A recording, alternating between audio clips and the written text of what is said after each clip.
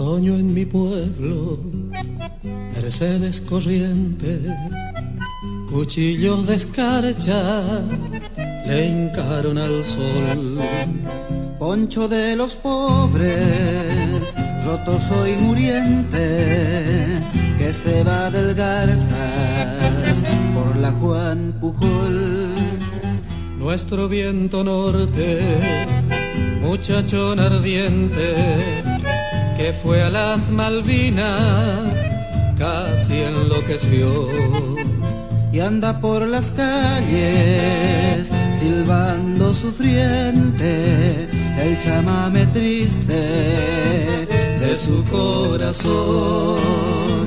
Canta el cardenal su canto amarillo, llora el espinillo, sufre el pedregal. La tarde se rumbra tapera sin grillos y un camba castillo te obliga a llorar.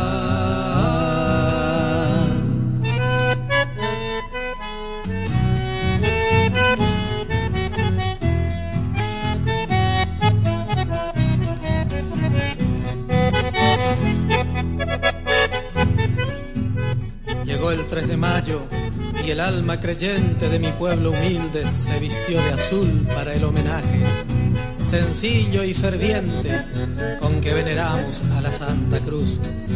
Santa Catalina tuvo mucha gente, igual que en Solari.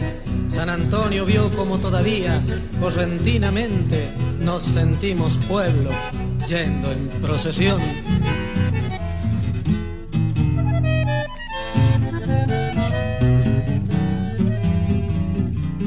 Con un quemadillo de azúcar quemada y un saumerio antiguo, la gripe se va.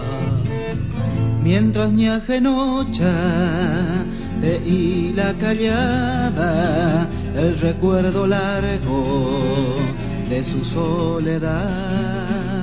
Para el veranillo de San Juan tendremos con algún cordero naranja y cordión.